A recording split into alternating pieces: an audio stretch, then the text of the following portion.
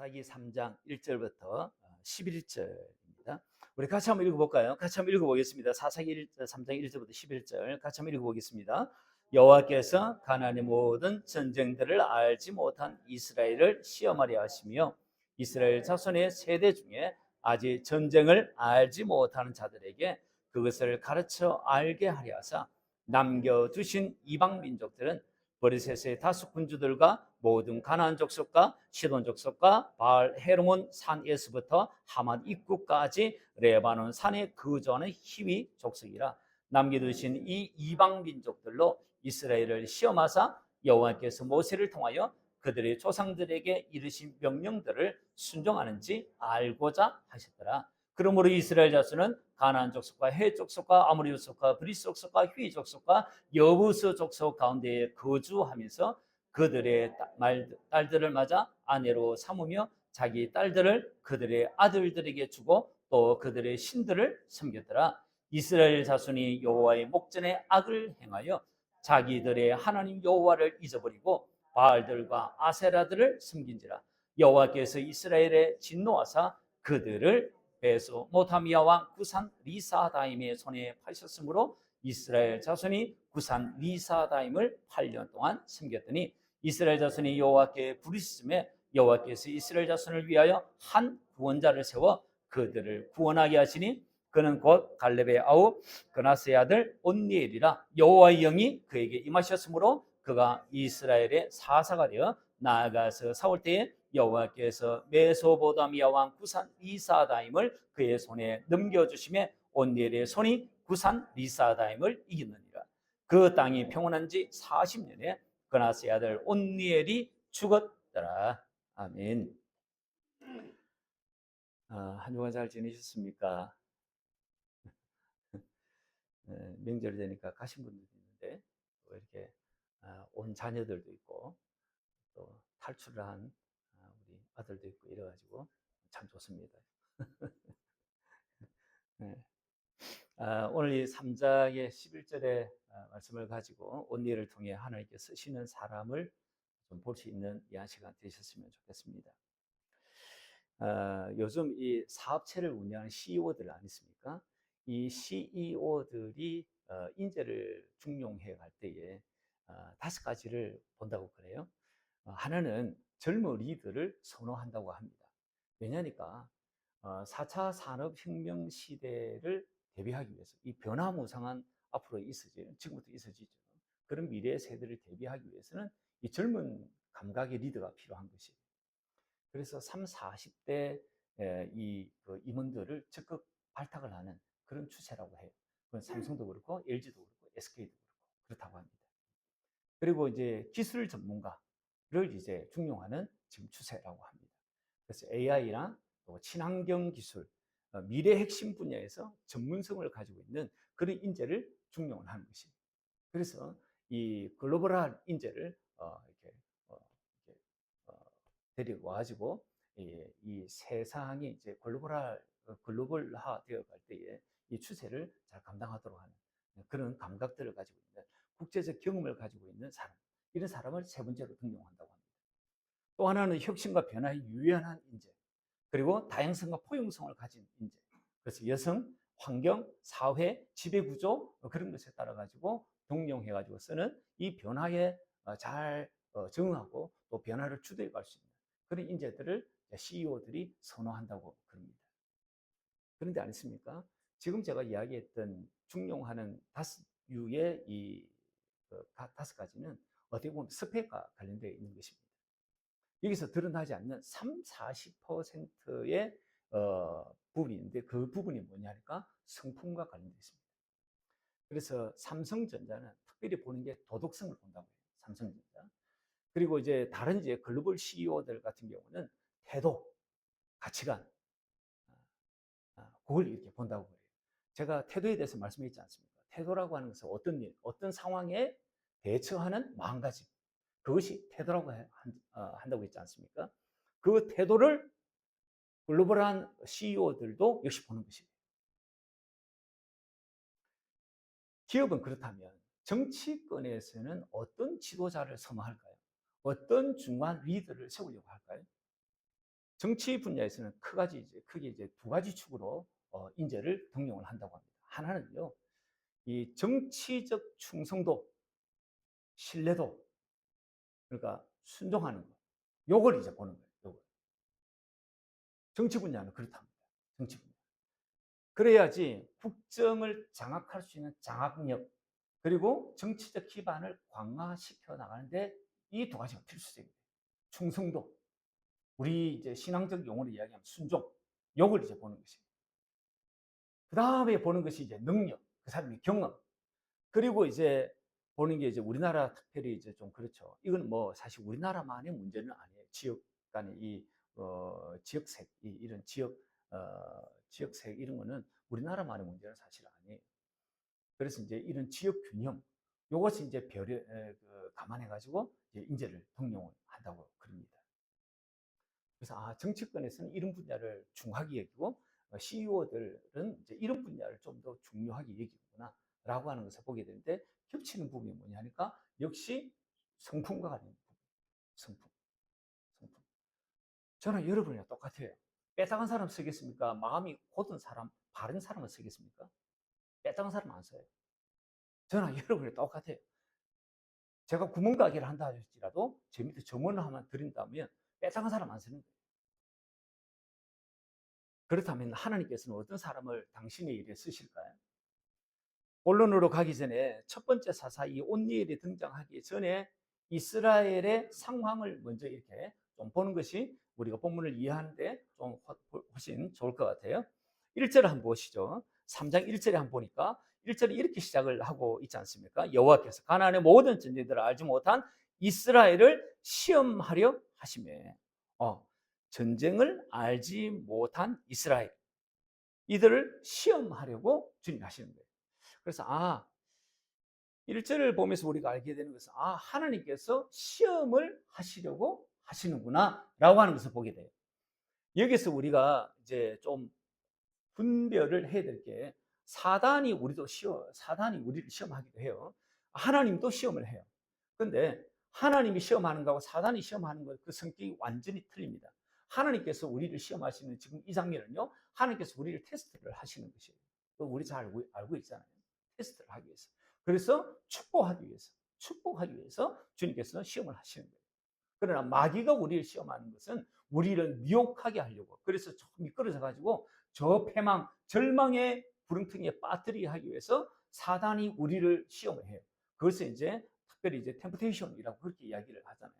한글 번역에서는 똑같이 이제 뭐 시험이라고 그렇게 이야기하지만 영어는 이렇게 구분이 되고 있는 것이에요.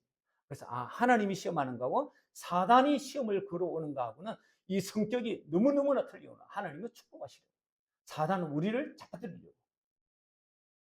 오직 하나님 지금 시험하시려고 하십니다. 누굴 시험하려고 하니까 가나안의 전쟁을 알지 못하는 이스라엘, 즉 다른 말로 하면 다음 세대, 전쟁을 알지 못하는 다음 세대들을 시험하시려고 이러시는 거예요. 목적이 있지 않겠습니까? 목적이 2절에 나와요. 2절에 한번 보시죠. 2절에 보니까 뭐라고 이야기하고 있냐면, 이스라엘 자손의 세대 중에 아직 전쟁을 알지 못하는 자들에게 그것을 가르쳐 알게 하시려고. 그것을 가르쳐 알게 하시려고. 그것이 뭐냐니까 앞에 나오는 전쟁이에요. 그러니까 전쟁을 알게 하시려고. 전쟁을 알게 하시려고. 전쟁. 그러니까 전쟁에 어떻게 하면 승리하는지, 전쟁이 어떻게 하면 패망을 하는지 그것을 가르쳐 주려고. 이스라엘 백성들이 지난 가나안 정복 전쟁을 펼치면서 승리했을 때 중요한 요인이 있어요. 승리를 이스라엘 백성들이 할 때는 어떻게 했냐니까 하나님이 미리 말씀하시고 그 말씀을 듣고 그 말씀대로 순종해 따라갈 때에 저들은 반드시 100% 승리를 했던 것이에요. 그런데 하나님 말씀 듣지 않고 불순종하고 하나님 여쭤보지도 않고 그렇게 지 쪼대로 해나갔을 때 그 전쟁은 반드시 실패했던 것입니다. 그래서 전쟁을 알게 하시려고 하는 이 말씀은요, 건너고 결론적으로 뭘 이야기하냐니까 하나님을 믿느냐 믿지 않느냐. 하나님 믿으면 오케이, 믿지 않으면 패망, 그것을 가르쳐 주려고. 그래서 이스라엘의 다음 세대, 전쟁을 알지 못하는 다음 세대들의 전쟁을 통해서 하나님께서 알게 해주시려는 게 뭐냐니까 나에 대한 믿음, 하나님에 대한 믿음, 믿음을 주님께서 성장시키려고 키우려고 주님께서 이 지금 전쟁을 알지 못하는 이 세대들에게 지금 이 아직 미진한 가나안의 이 민족들을 원주민들을 살리는 거예요. 여러분 저 사람이 믿음이 있는가 없는가, 혹은 뭐 또 믿는가 믿지 않는가, 이거 무엇으로 확인할 수 있을까요? 저 사람, 제가 저 사람한테 뭔가 오다를 내리잖아요. 저 사람이, 제가 저 사람한테 오다를 내리는데 저 사람이 내 말을 믿나를 무엇으로 아냐니까 순종 여부를 통해서 알게 해요. 순종 여부. 하나님도 똑같아요. 하나님께서 나를 믿나 믿지 않나를 무엇으로 평가하냐니까 순종 여부를 통해서 판가름 해요. 그래서 사절에 한번 보시죠. 사절에 3장 4절인데요. 3장 3절은 이제 이 가나안의 족속들을 쭉 소개하고 있고요. 4절에 보니까 뭐라고 이야기하고 있냐니까 남겨두신 이 이방 민족들로 이스라엘을 시험하사 여호와께서 모세를 통하여 그들의 조상들에게 이르신 명령들을 순종하는지 알고자 하셨더라. 이렇게 말씀을 해요. 그래서 순종하는지 여부를 보면 이 사람이 나를 믿는가, 진짜 안 믿는가, 진짜 믿는가를 알게 되는구나 라고 하는 것을 보게 돼요. 이 하나님의 시험에 대해서 이스라엘 백성들이 어떤 결과를 가져왔을까요? 그 결과들이 5절, 6절, 7절에 나와 있는 거예요. 5절 한번 보시죠. 5절에 보니까 그러므로 이스라엘 자손은 가나안 족속, 헷 족속, 아모리 족속, 브리스 족속, 히위 족속, 여부스 족속 가운데 거주하면서 그들의 딸들을 맞아가지고 아내로 삼고 자기 딸들을 그들의 아들들에게 주고 또 그들의 신들을 섬겼더라. 이렇게 말씀하고 있는 것을 보게 돼요. 한마디로 이야기하면 왕래를 한 것입니다. 혼인을 한 것입니다. 그리고 우상을 섬긴 것이에요. 7절에도 보니까 7절에 한번 보시죠. 7절에 보니 이스라엘 자손이 여호와의 목전에 악을 행하여 자기들의 하나님 여호와를 잊어버리고 바알들 아세라들을 섬긴지라. 하나님 잊어버린 거예요. 그리고 바알과 아세라를 섬긴 것입니다. 한마디로 이야기하면 불순종한 거예요. 이거 다 하나님께서 명령하신 바잖아요. 여호수아가 죽으면서 마지막으로 남긴 유언 안에도 이 말씀이 그대로 담겨져 있어요. 우상 섬기지 마라. 왕래하지 마라. 왕래하는데 최고의 왕래가 뭐냐면 혼인이에요. 혼인하지 마라. 혼인. 이방인들과 혼인하지 마라. 하나님 잊어버려요. 그래서 바알과 아세라 섬긴 것이에요. 그래서 하나님은요 진노를 하십니다. 진노를 하시고 징계도 하십니다. 어떻게 하냐니까 그게 8절이에요. 8절 한번 보시죠. 8절 같이 한번 읽어볼까요? 8절 우리 같이 한번 읽어보겠습니다. 시작. 여호와께서 이스라엘에게 진노하사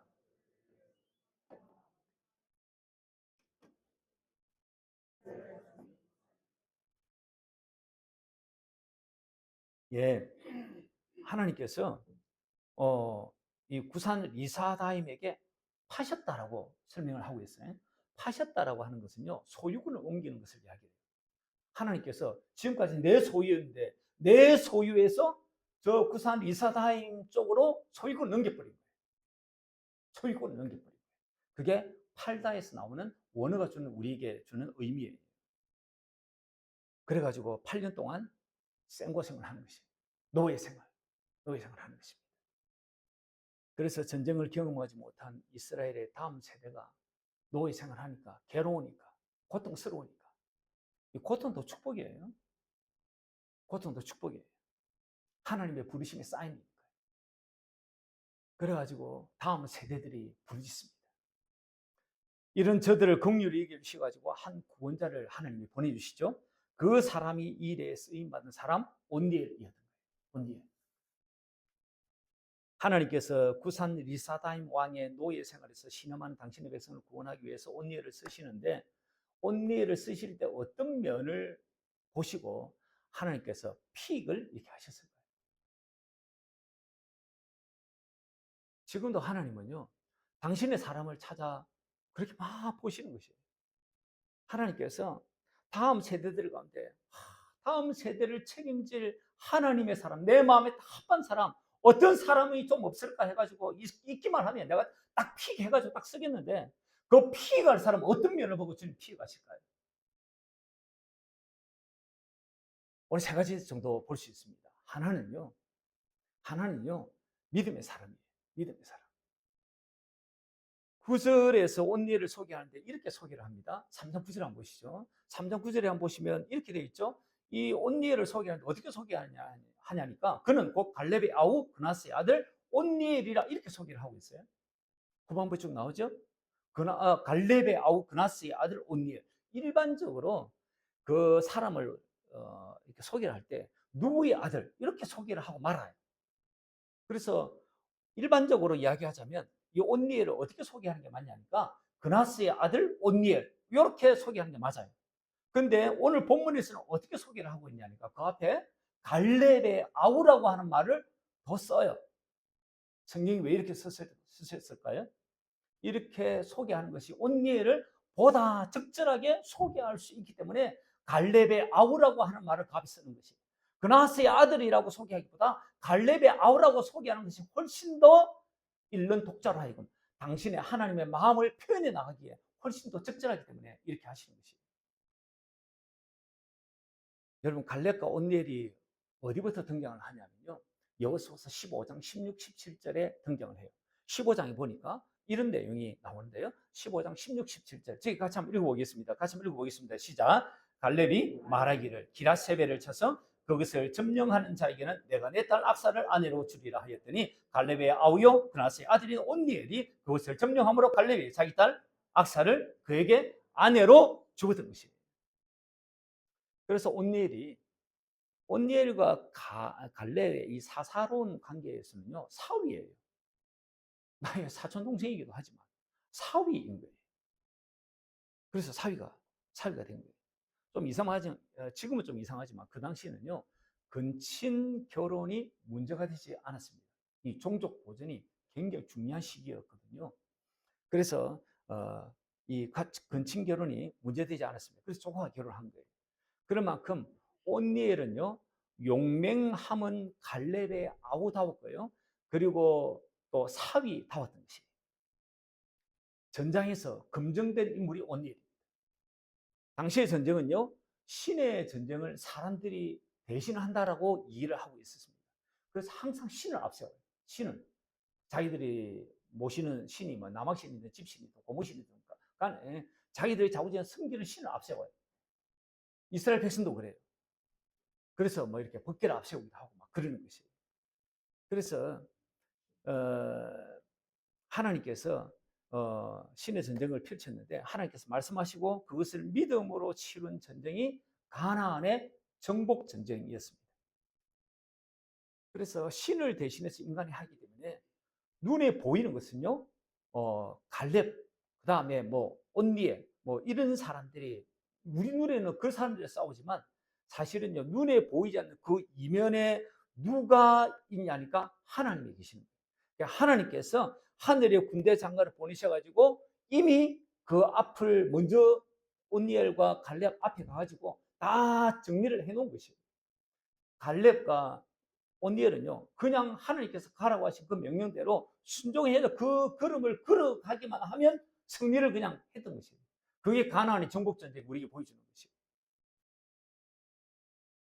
그렇기 때문에 반드시 필요한 게 뭐냐니까 믿음이었습니다. 믿음. 그래서 온니엘이 전장에서 승리를 했다라고 하는 것은요, 갈렙과 같이 여호수아와 같이 믿음의 사람이었다라고 하는 것을 볼 수 있는 대목인 것이에요. 오늘날에도요, 하나님께서 쓰시는 사람의 제1 덕목이 있다면요, 그것은 믿음의 사람이에요. 그래서 복음을 믿는 사람, 복음을 믿는 사람, 복음을 믿는 사람이 첫 번째예요. 첫 번째. 그래서 하나님 앞에 쓰임 받을 사람은 복음을 믿는 사람입니다. 예수 그리스도를 믿는 사람입니다. 요거의 첫 번째예요. 그렇게 했죠? 상식적으로 생각해도 그렇습니다. 두 번째는요, 두 번째 성령의 인도하심, 성령의 감동하심을 따라 사는 인물이 바로 이 온니엘이었습니다. 하나님께서 중용에 쓰는 당신의 사람은 누구냐니까 성령의 감동하심, 성령의 인도하심을 받아 살아가는 사람, 그 사람을 써요. 지금도 그렇습니다. 10절 말씀 한번 보시죠. 10절 말씀. 우리 3장 10절 말씀, 10절 말씀 초반에 보니까 그렇게 돼 있죠. 여호와의 영이 그에게 온니엘에게 임하셨으므로 그렇게 말씀하고 있습니다. 그래서 임하셨으므로 그가 이스라엘 사사가 되어가지고 속을 때 여호와께서 메소포타미아 왕 구산 이스라엘에 그의 손에 넘겨주고 온니엘의 손이 구산 이스라엘을 이겼다라고 그렇게 말씀하고 있는 것이에요. 온니엘은요 여호와의 영에 감동되어 가지고 쓰임 받은 인물이라고 하는 것을 잘 보여주는 대목입니다. 우리가 앞으로 사사기를 계속 보게 될 텐데 등장하는 사사들에게서 동일하게 드러나는 특징 중에 하나가 뭐냐니까 바로 이 대목이에요. 영에 감동받았어요. 영에 감동받았어요. 사사들은요 완벽한 사람들이 아니에요. 그들은요 실수를 다반사로 하는 사람들이에요. 그리고 연약한 부분도 고스란히 가지고 있는 그런 사람들이었습니다. 그럼에도 불구하고 주께서 사사들을 들어 쓰실 때 그 사사들의 중요한 특징 중에 하나가 뭐냐니까 성령을 부어 주신다는 거예요. 그리고 성령의 인도하심을 받아서 그 인도하심 앞에 반응하는 사람, 그 사람 중에 한 사람이 바로 이 온니엘이었던 거예요. 그래서 이분들이 하나님의 일을 감당할 수 있도록 하나님께서 성령을 부어 주십니다. 그래서 감당할 수 있도록 주님께서 해 주세요. 그가 뭐 딱 이렇게 갖추어져 가지고 하나님께서 그 일을 쓰시는 것이 아니라 얼버리 해도 하나님 앞에 성령의 감동하심을 줘 가지고 그 일에 쓰신다니까요. 신약시대 예수님께서 마태복음 10장에서 보시면 제자들에게 짝지어 전도하러 보내실 때 하나님께서 그들에게 전도하러 가기 전에 먼저 해주시는 것이 있어요. 그게 뭐냐니까 권능을 주세요. 권능. 그래서 마태복음 10장 1절을 보니까 뭐라고 이야기하고 있냐니까 예수께서 그의 12 제자를 부르사 도른 귀신을 쫓아내며 모든 병, 모든 악한 것을 고치는 권능을 주십니다. 제자들이 전도하는 이 일을 잘 감당하기 위해서 주님이 주신 것이 뭐냐니까 권능이었던 거예요. 하나님 나라 복음을 보다 효과적으로 전파하기 위해서 그러셨던 것이에요.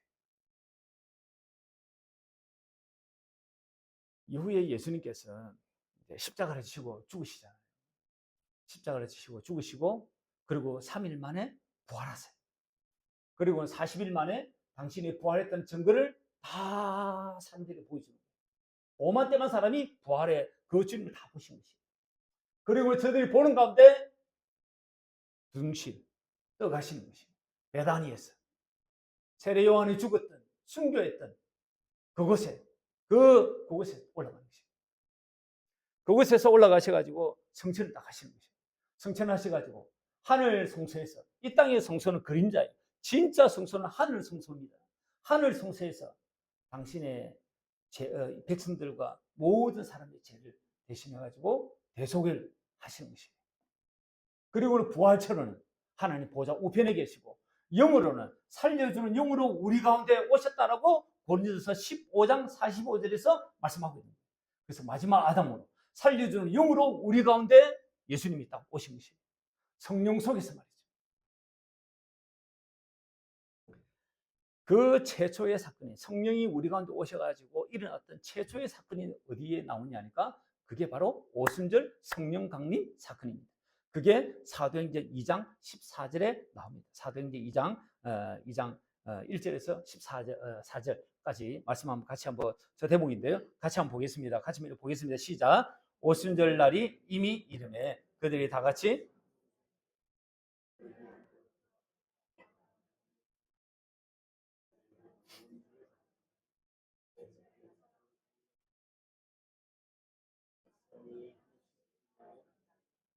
그들이 다 성령의 충만함을 받고 성령의 임하게 하심을 따라 다른 언어들로 말하기를 시작하니라.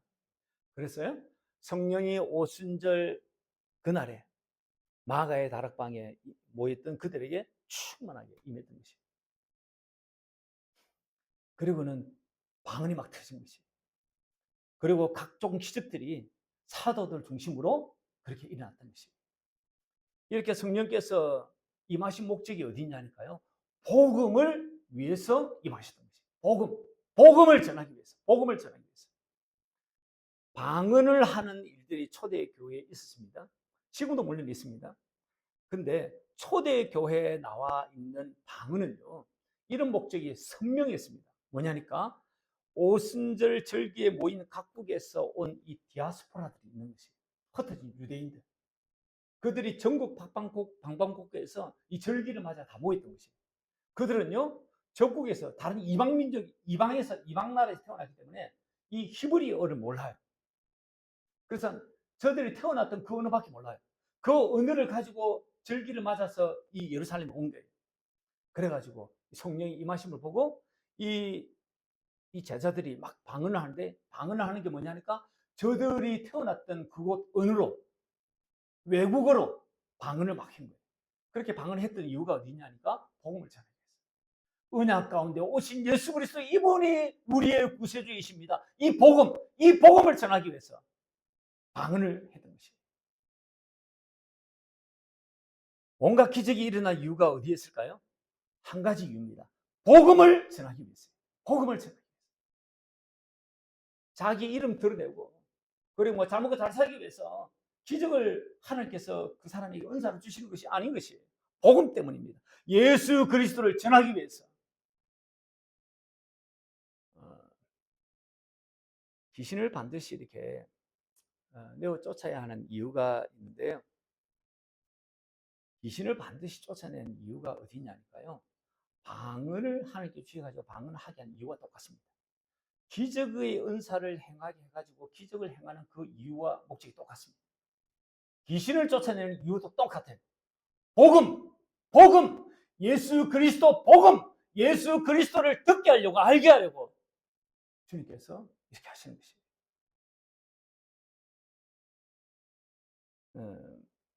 귀신이 침치고 있으면요, 복음이 들리지 않아요. 귀신이 침치고 있으면요, 복음이 안 들려요. 복음이 안 들려요. 고린도서 4장 4절 말씀 한번 보겠습니다. 고린도서 4장 4절 말씀 같이 한번 읽어보겠습니다. 시작. 그 중에 이 세상의 신이 믿지 않은 자들의 마음을 혼미하게 하여 그리스도의 영광의 복음의 광채가 비치지 못하게 함이니 그리스도는 하나님의 형상이니라. 여기 보니까요, 사단 마귀의 이 귀신이, 귀신이 세상의 신 마귀가 사람들의 마음을 혼미하게 해가지고 그리스도의 영광의 복음의 강체가 내 마음 안에 딱 비치어야 되는데 비치지 못하던 이 마음을 완전히 헤집어 놓는 것입니다. 그 마음이 제가 이야기했던 게 지랄 같은 마음이에요. 마음을 막 뒤집어 놓는 것이에요. 평온하지 않고요. 그리고 희약 가운데 빠지지 않아요. 마음이 불안하고 두렵고요. 근심이고요. 마음이 막 번잡스러워요. 귀신의 역사입니다. 그래서 그리스도의 영광의 복음의 광채가 비치지 못하도록 딱 차단시키는 것입니다. 그래서 귀신을 반드시 내어 쫓아야 하는 것입니다. 그래서 주님께서 이 땅에 육신을 입고 오셔가지고 했던 많은 사역 가운데 하나가 뭐냐 하니까 축사 사역이에요. 귀신 딱 내어쫓는 것입니다. 내가 나사렛 예수의 이름을 명하노니 복음을 듣지 못하고 복음의 광채를 비치지 못하게 만들고 그 말씀이 내 마음에 비치지 못하기만 악하고 더러운 귀신을 떠나갈지어다. 이곳에서 떠나갈지어다. 딱 정신 차리셔야 되는 것입니다.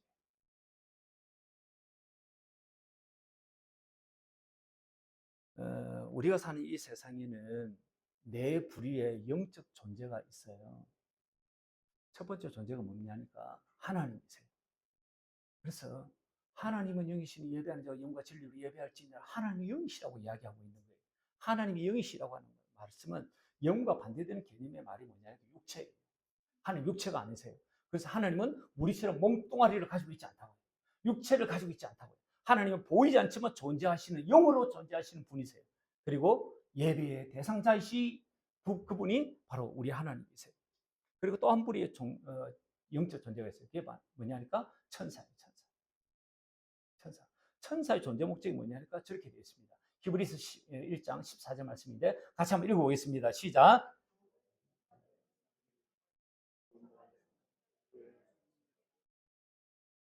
그러니까 하나님께 천사를 두신 것은 우리를 섬기라. 당신의 백성을 섬기라고. 당신의 백성을 섬기라고 그렇게 천사를 주신 것이에요. 우리 섬기라고. 요즘 또라이들이 있는데요. 그 또라이들 중에 하나가 어떤 또라이들이냐니까 이 천사를 숭배하려고 해요. 이 또라이들. 천사가 우리를 섬기라고 하나님께서 천사라는 존재를 두셨는데 그 천사를 우리가 섬기네? 또라이. 그 천사들 중에 하나님께 특별히 은혜를 입은 하나님 가장 가까이서 섬기는 천사가 있었습니다. 그 천사가 루시엘입니다. 루시엘.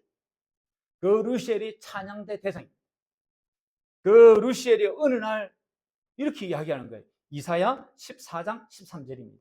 이사야 14장 13, 14절. 같이 한번 읽어보겠습니다. 시작. 내가 내 마음에 이르기를 내가 하늘에 올라 하나님의 뭇별 위에 내가 북극 지폐의 산 위에 앉으리라. 가장 높은 피조물인 루시엘이요. 창조주 하나님과 같아지리라라고 마음이 생각합니다. 마음이 생각한 것은요, 응전과 행동을 옮깁니다. 교만인 거예요. 이 교만으로 루시엘이 타락을 합니다. 그래서 타락한 루시엘이 루시퍼, 사탄 마귀가 되는 것이에요. 그래서 자연스럽게 세 번째 존재가 하나 더 다뤄야 합니다. 그게 뭐냐니까 사탄 마귀, 이 루시퍼입니다. 루시퍼에 대해서 성경이 어떻게 이야기하고 있냐니까 유다서 1장 6절에 보니까 루시퍼에 대해서 사단 마귀에 대해서 사단 마귀에 대해서 신약에서는 어떻게 이야기하고 있냐니까 유다서에서 있는 거 아시죠? 유다서에 있습니다. 유다서에 있습니다. 1장 6절 같이 한번 읽어보겠습니다. 시작. 또 자기 지위를 지키지 아니하고 자기 처소를 떠난 천사들을 큰 날의 심판까지 영원한 결박으로 흑암에 가두셨다고 말씀하고 있는데 자기 지위를 지키지 아니하고 자기 처소를 떠난 인간이 존재가 누구냐니까 바로 사단 마귀 루시퍼 루시엘이에요. 교만이 뭐냐? 교만이 뭔가? 자기 지위를 지키지 않고 자기 처소를 떠난 그게 교만입니다. 교만. 성경에서 이야기하는 교만은 이거예요. 자기 지위, 자기의 자리를 잘 지켜가는 것은요, 이건 대단한 돌을 닦아야 돼요, 사실은. 성숙하지 않으면 자기가 일었을 때와 앉을 때를 분별을 잘 못해요. 자기가 말할 때와 침묵할 때 잘 알지 못해요. 자기가 머물러야 할 때와 떠날 때를 잘 알지 못해요. 그래서 참 때와 경우를 안다는 것은요, 참 높은 수준의 도덕이에요. 이 사탄 마귀가요, 자기 처소, 자기 지위를 지키지 아니하는 이 교만을 행합니다. 그래가지고 주님께서 큰 날의 심판까지 영원한, 그러니까 백보자 심판이죠. 백보자 심판까지 영원한 결박으로 어디에 딱 가두셨냐니까 흑암에 가두셨던 거예요. 흑암. 계시록 12장 7절에서 9절에도 나오는데 이거 제가 한번 읽어드리겠습니다. 하늘의 전쟁에 있으니 미가엘과 그의 사자들이 용과 더불어 싸울세 용과 그의 사자들도 싸우나 이기지 못하여 다시 하늘에서 그들이 있을 곳을 얻지 못하고 하늘에서 있을 곳이 없어졌어요. 그래서 큰 용이 내쫓기니 예병고 마귀라고 나와 사탄이라고도 하며 온 천하를 깨는 자라 그가 땅으로 내쫓기니 그의 사자들도 그와 함께 내쫓기니라. 하나님께서 이 루시엘을 쫓아낸 거예요. 그래서 유다서에는 흑암에 가두었다고 이야기하고 있고 계시록에서는 뭐라고 이야기하고 있냐니까 그가 땅으로 내쫓기니 그의 사자들도 그와 함께 내쫓기니라 이렇게 이야기하고 있어요. 그가 땅으로 내쫓겠다 그렇게 말씀하고 있는 거예요. 그러니까 사단 마귀는요 어디에 쫓겼냐니까요 여기에 쫓긴 거예요. 우리가 사는 이 지구상 땅 위에 말이죠. 그래서 마귀가 쫓겨난 흑암에 대해서 요다서 1장 6절에서 말씀하고 있는 흑암을 마태복음 4장 16절에서는 뭐라고 이야기하고 있냐 주님이 딱 말씀을 하세요. 4장 16절 저거 안 됐구나. 마태복음 4장 16절에 어떻게 되어 있냐 이렇게 되어 있습니다. 흑암에 앉은 백성이 큰 빛을 보았고 사망의 땅과 그늘에 앉은 자들에게 빛이 비치었도다 하였느니라. 주님께서 빛으로 오신 것이에요. 흑암에 앉은 백성들에게 큰 빛을 비친 거예요. 저 흑암이 어디냐니까 우리가 사는 이 땅, 우리가 살아가는 이곳이 흑암이에요. 그래서 이 세상의 임금이 누굴까요? 사단 마귀. 주님이 그러잖아요. 이 세상의 임금. 주님이 말씀하세요. 이 세상의 임금이 마귀예요. 그 쫄개들, 악한 영, 우리 한국말로 귀신, 그 쫄개들이에요. 그것이 여기에 활동하는 것이에요. 그런데 주님이 오셔가지고 사단 마귀의 일을 멸하라고 주님이 오신 거예요. 육신이 입고 오신 것이에요. 그래서 사단 마귀의 일을 다 멸하신 것이에요. 그래서 사단 마귀가 가지고 있는 최고의 근세가 뭐냐니까 사망 근세예요. 사망 근세. 주님이 이 사망 근세를 깨뜨리려고 십자가를 지신 것이에요. 그 십자가를 지시고 부활하신 것이에요.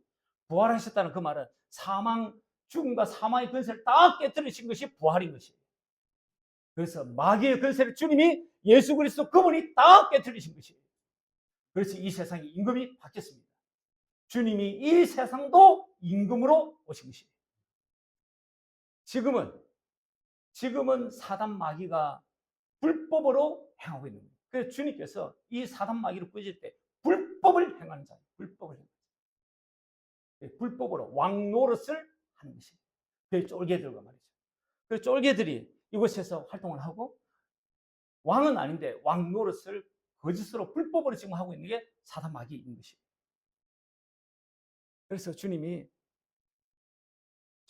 마태복음 9장 33절을 보니까 뭐라고 이야기하고 있냐니까 귀신이 쫓겨나고 말 못하는 사람이 말하거늘 무리가 놀랍게 여기이르되 이스라엘 가운데서 이런 일을 본 적이 없다 하되 그의 부와 귀신이 역사하는 곳이 바로 이 땅인 것이에요.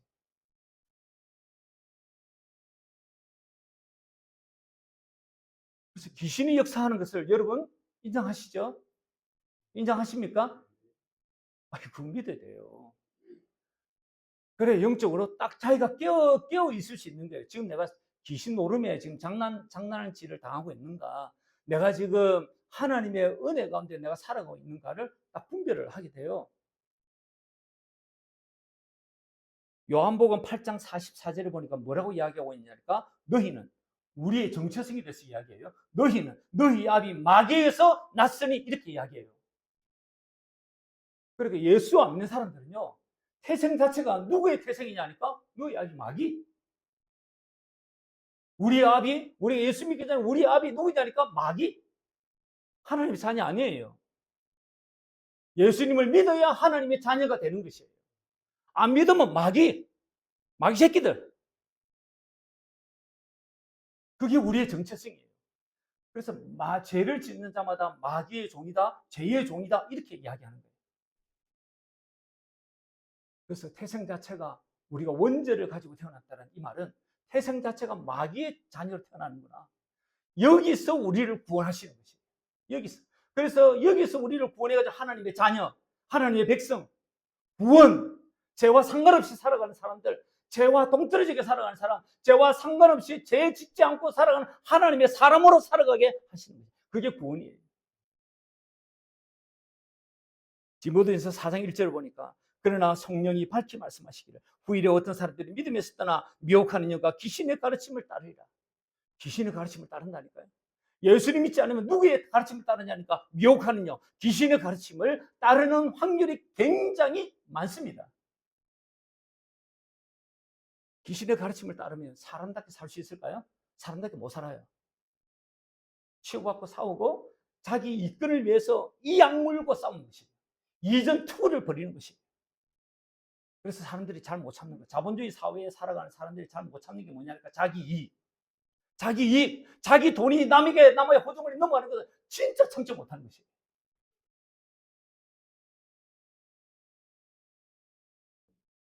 마지막으로 존재하는 존재가 누구냐니까 사람이에요. 사람은요 영혼과 육을 가지고 있는 존재이고 영의 세계를 알 수 있는 그런 존재로 창조가 되었습니다. 그래서 창세기 2장 7절 같이 한번 보겠습니다. 같이 한번 읽어보시죠. 같이 한번 읽겠습니다. 시작. 여호와 하나님이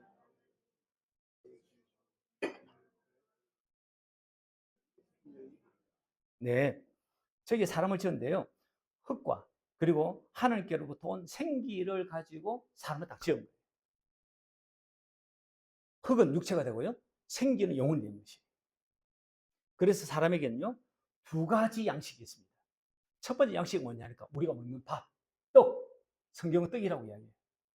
그리고 또 하나의 양식이 있습니다. 그건요, 하나님의 입에서 나오는 말씀이에요. 그래서 어떻게 이야기하고 있냐니까 마태복음 4장 4절에서 우리가 잘 아는 말씀이에요. 이렇게 이야기하고 있죠. 예수께서 대답하여 이르시되 기록되었어요. 사람이 떡으로만 살 것이 아니요 하나님의 입으로부터 나오는 모든 말씀으로 살 것이니라 하였느니라 하시니. 하나님의 입에서 나오는 말씀, 하나님의 입에서 나오는 음성, 그 음성을 듣고 사는 것이 우리의 영의 양식인 것이에요. 그래서 하나님 입에서 나오는 말씀, 하나님의 입에서 나오는 하나님의 말씀의 음성, 그거 듣고 살아야 되는데 그거 듣고 영원히 살기 때문에 요한복음 5장 25절에서 뭐라고 말씀하고 있냐니까 진실로 진실로 너희로 너희 죽은 자들이 하나님의 아들의 음성을 들을 때가 오나니 곧 있더라. 듣는 자는 살아나리라. 듣는 자는 살아나리라. 하나님의 아들의 음성을 듣지 않으면 살지 못한다. 그 말씀을 하고 있는 것이에요. 하나님의 입에서 나오는 말씀, 음성 듣지 않으면 살지 못해요. 영적인 존재인 우리는요, 복음의 광채를 가리는 귀신을 내어쫓고 성령님께서 우리를 살리기 위해서 하나님의 입에서 나오는 말씀을 주실 때 그것을 들어야 한답니다. 그래야 산답니다. 그러니 성령님의 역사는요, 이 사역을 누가 하냐니까 우리가 하나님의 음성을 듣게 만들고, 그리고 귀신을 이렇게 제어하고 또 귀신 되어쫓고 이 모든 사역을 하나님이 누굴 통해서 하냐니까 성령님을 통해서 하는 거예요. 예수님이 성령님을 통해서 하는 거예요. 그래서 성령의 역사는요, 구원과 직결되어 있습니다. 그게 두 번째라면 마지막 3분 안에 끝날 거가 뭐냐니까 첫 번째는 믿음의 사람, 두 번째는 영의 사람, 성령의 사람, 두 번째는요 하나님이 쓰시는 사람 누구냐니까 순종의 사람이에요. 지금껏 믿음으로 반응하며 살아왔던 온니엘에게 어느 날 하나님께서 성령의 감동을 주시고 소명을 주십니다. 그래서 그가 나선 선지자 사사의 자리가 바로 이 자리입니다. 어쩌면 순종은요 믿음도 있고 성령의 감동도 있고 다음 수순이 자연스럽게 순종일 것 같은 생각이 들어요. 당연한 수순 같아요. 그렇지만 그렇다고 당연한 것처럼 느껴지지만 그게 쉬운 일이었다고 여기지 않아야 할 게 이때 온니엘의 나이가 적지 않았다는 거예요. 온니엘의 나이가 이때 80세쯤으로 추정합니다. 여호수아가 죽었을 때가 여호와의 동력자로 갈렙의 나이가 그때 85세였습니다. 그가 여호수아가 110세에 죽고 그때의 나이가 갈렙의 나이가 85세였거든요. 그리고 그의 아우 온니엘의 나이가 언제냐니까 50세였습니다. 50세. 그러니까 여호수아가 죽은 지 30년이 지난 온니엘이 지금 사사로 임명을 받았으니까 지금 온니엘의 나이는요 50년에서 30년에 더한 80세였던 것으로 추정하는 것이 합리적입니다. 여러분의 나이가 만약에 80세쯤 되었다면 어떻게 사시겠습니까? 여유 있는 노년 생활을 즐기고 싶지 않을까요? 제 인생의 버킷리스트가 있는데 그게 저는 이제 돌미티를 한번 가고 싶어요. 그 인생의 버킷리스트 여러분 하면서 나머지 여생을 살고 싶지 않으세요? 그리고 그랜드 캐년을 이런 곳에 가면서 편안한 삶을 살고 싶지 않으세요?